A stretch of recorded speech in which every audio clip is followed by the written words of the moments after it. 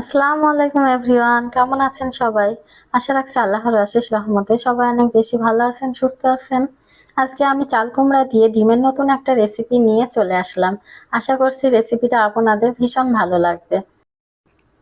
আপনাদের কাছে আমার একটাই অনুরোধ রইল, বাড়িতে অবশ্যই একবার হলেও চাল কুমড়ার এই নতুন রেসিপিটা বানিয়ে দেখবেন। তারপর আমায় কমেন্ট করে জানিয়েন রেসিপিটা আপনাদের কেমন লাগলো।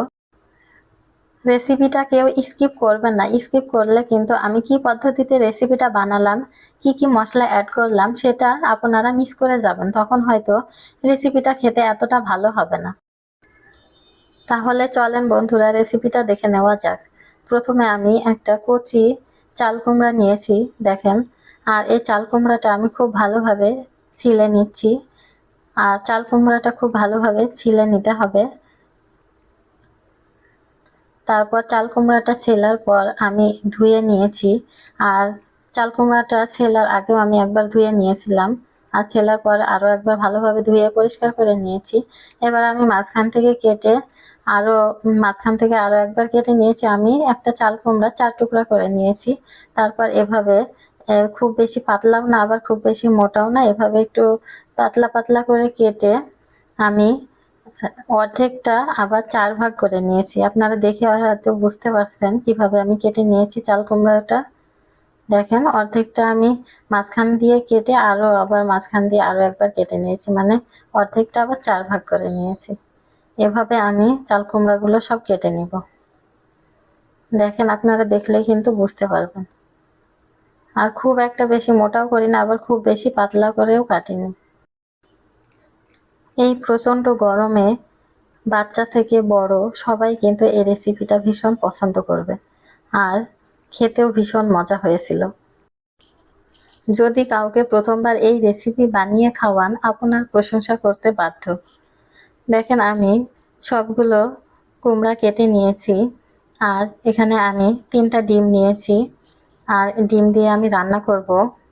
আর সাথে আরো অনেক কিছু আছে, তো আপনারা দেখতে থাকেন। আমি এখানে 3টা পেঁয়াজ কুচি করে কেটে নিয়েছি, আর 3টা কাঁচামরিচ কুচি করে কেটে নিয়েছি, আর পরিমাণ মতো লবণ দিয়ে দিলাম।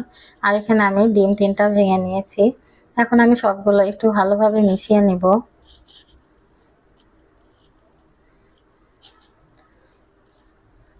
আর এটা আমি খুব ভালোভাবে মিশিয়ে একটা সাইডে রেখে দিব।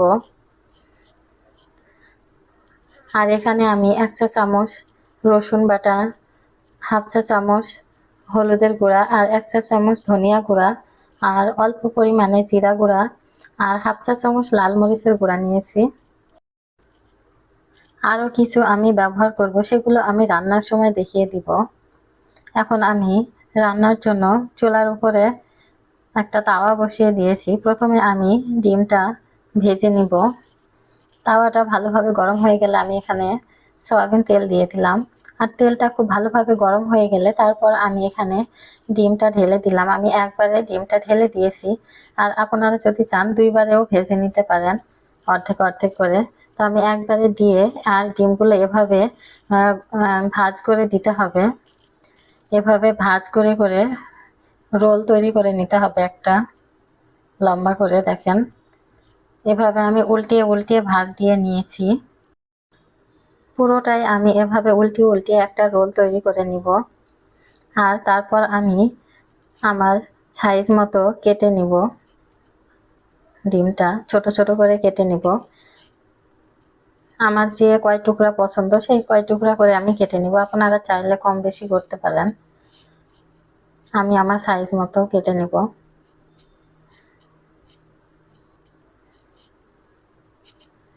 এখন আমি একটা ছুরির সাহায্যে ডিমটা কেটে নিব।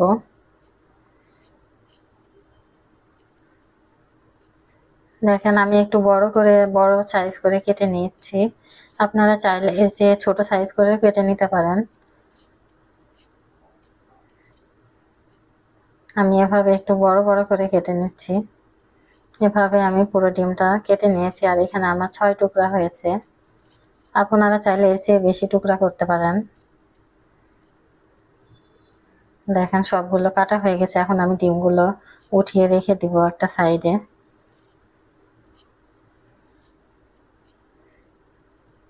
তারপর আমি চুলার উপর একটা কড়াই বসিয়ে দিব রান্নার জন্য।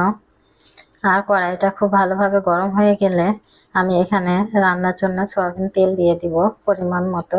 আর তেলটা একটু গরম হয়ে গেলে আমি চুলাটা একেবারে লো টু মিডিয়ামে দিয়ে দিব। তারপর এখানে আমি 2টা তেজপাতা আর 2টা শুকনো মরিচ কেটে দিয়ে দিলাম মাঝখান থেকে।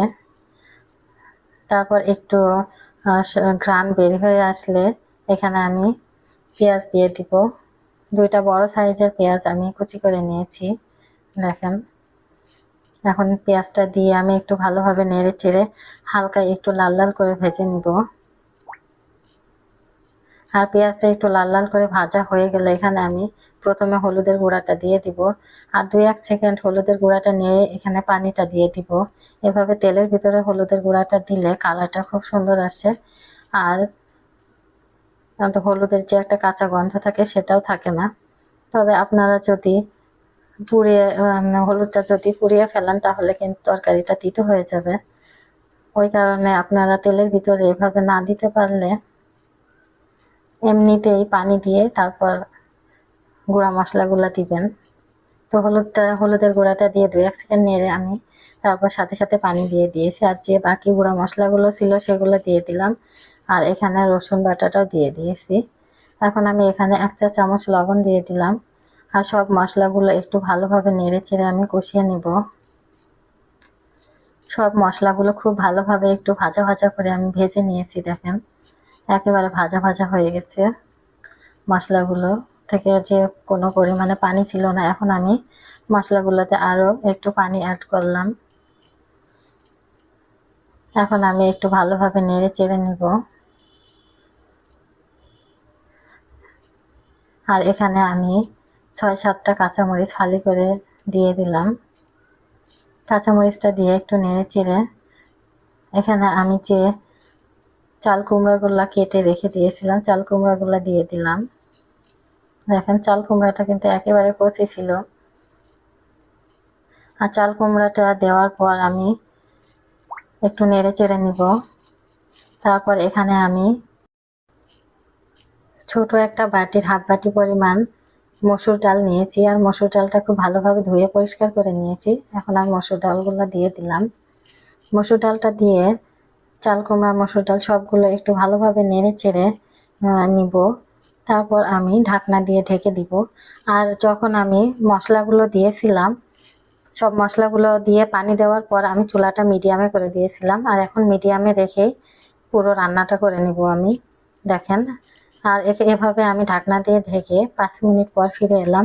আর 5 মিনিট আমি ঢাকনা দিয়ে ঢেকে কষিয়ে নিয়েছি চাল কুমড়াটা খুব ভালোভাবে। আর অফ ক্যামেরায় আমি 2-3 বার নেড়ে নিয়েছিলাম যাতে নিচে লেগে না যায়। নিচে লেগে পুড়ে গেলে তরকারিটা গন্ধ হয়ে যাবে, তখন খেতে ভালো লাগবে না। তো তারপর আমি আরো একটু ভালোভাবে নেড়ে চেড়ে এখানে আমি সিদ্ধর জন্য পরিমাণ মতো পানি দিয়ে দিলাম। আপনারা আপনাদের পরিমাণ মতো পানি দিয়ে দিবেন। তারপর পানিটা দেওয়ার পর আমি আবারও ঢাকনা দিয়ে ঢেকে দিলাম। ঢাকনা দিয়ে ঢেকে আমি চাল কুমড়াটা সিদ্ধ হয়ে যাওয়া পর্যন্ত রেখে ঢাকনা দিয়ে ঢেকে সিদ্ধ করে নিয়েছি। আর অফ ক্যামেরায় আমি কয়েকবার নেড়ে নিয়েছি যাতে নিচে লেগে না যায়। আর চুলাটা আমি মিডিয়াম টু লোতে রেখে এবার সিদ্ধ করে নিয়েছি, কারণ আমি মিডিয়ামেও রাখি নাই, মিডিয়ামের চেয়ে একটু লোতে রাখছি যাতে নিচে লেগে না যায়, কারণ ডাউল দিয়েছি। ডাউল দিলে কিন্তু নিচে লেগে যাওয়ার সম্ভাবনা থাকে। ওই কারণে চুলাটা একেবারে আমি লো টু মিডিয়ামে রেখে ঢাকনা দিয়ে ঢেকে সিদ্ধ করে নিয়েছি। আমার সিদ্ধ করার জন্য 30 মিনিট সময় লেগেছে। আপনাদের হয়তো কম বেশি লাগতে পারে চুলার জাল অনুযায়ী। তো এরপর আমি এখন ডিমগুলো দিয়ে দিব। দেখেন ডিমগুলো ঠান্ডা হওয়ার পরেও কতটা পুরো রয়েছে। এভাবে যদি পুরো ডিম ভাজা করতে চান তাহলে পেঁয়াজের পরিমাণটা একটু বেশি করে দিবেন, তাহলে এভাবে ডিমটা কিন্তু পুরো হবে। দেখেন এখন সব ডিমগুলো দিয়ে দিব। আর সব ডিমগুলো দিয়ে আমি একটু খুন্তির সাহায্যে চেপে চেপে দিব হালকাভাবে, যাতে সব মশলাগুলো ডিমের ভিতরে যায়। দেখেন আমি এখন সব মশলাগুলো দিয়ে ডিমগুলো দিয়ে দিব। আর এভাবে একটু খুন্তির সাহায্যে চেপে দিব। আর রান্নাটাও কিন্তু প্রায় শেষের দিকে চলে এসেছে। আর ডিমগুলো দিয়ে এভাবে চেপে চেপে একটু দিব। আর তারপর আমি কড়াইটা একটু লুসনি দিয়ে ধরে একটু নেড়ে দিব। কারণ খুন্তি দিয়ে তো আমি ভিতরে নাড়তে পারবো না, ডিমগুলো ভেঙে যাবে। ওই কারণে আমি লুচনি দিয়ে কড়াইটা ধরে আমি একটু নাড়িয়ে দিব, তাহলে কিন্তু খুব ভালোভাবে একসঙ্গে মিশে যাবে সবগুলো। এবার আমি ঢাকনা দিয়ে ঢেকে দিব, আর ঢাকনা দিয়ে ঢেকে আমি একেবারে লো মিডিয়ামে আরও 5 মিনিট রান্না করে নিব। আর দেখেন আমি 5 মিনিট পর ফিরে এলাম, খুব সুন্দর রান্না হয়ে গেছে। আমি এই 5 মিনিটে অফ ক্যামেরায় 2-1 বার এভাবে নেড়ে নিয়েছিলাম যাতে নিচে লেগে না যায়, আর একেবারে লোতে রেখেছিলাম চুলাটা, কারণ ডাউল দেওয়া আছে, নিচে লেগে যাওয়ার বেশি সম্ভাবনা আছে। তো আমি এভাবে কয়েকবার নেড়ে নিয়েছিলাম অফ ক্যামেরায়। দেখেন 5 মিনিট পর রান্নাটাও শেষ। এখন আমি এখানে প্রথমে কিন্তু আমি জিরা গুঁড়াটা একেবারে অল্প পরিমাণে দিয়েছিলাম, আপনারা হয়তো দেখেছেন। এখন আমি এখানে ভাজা জিরা গুঁড়া দিয়ে দিলাম হাফ চা চামচ দিয়ে একটু ভালোভাবে নেড়ে চেড়ে আমি 30 থেকে 1 মিনিট এভাবে ফুটিয়ে নিব, তারপর চুলাটা বন্ধ করে দিব। আমার রান্নাটা হয়ে গেছে। এই ছিল আজকে আমার ভিডিও। আপনাদের কাছে কেমন লেগেছে প্লিজ কমেন্টস করে জানাবেন। আর যদি ভিডিওটি ভালো লেগে থাকে প্লিজ একটা লাইক দিয়ে চ্যানেলটি সাবস্ক্রাইব করে পাশে থাকবেন। আজ এই পর্যন্ত, সবাই ভালো থাকবেন, সুস্থ থাকবেন। আল্লাহ হাফেজ।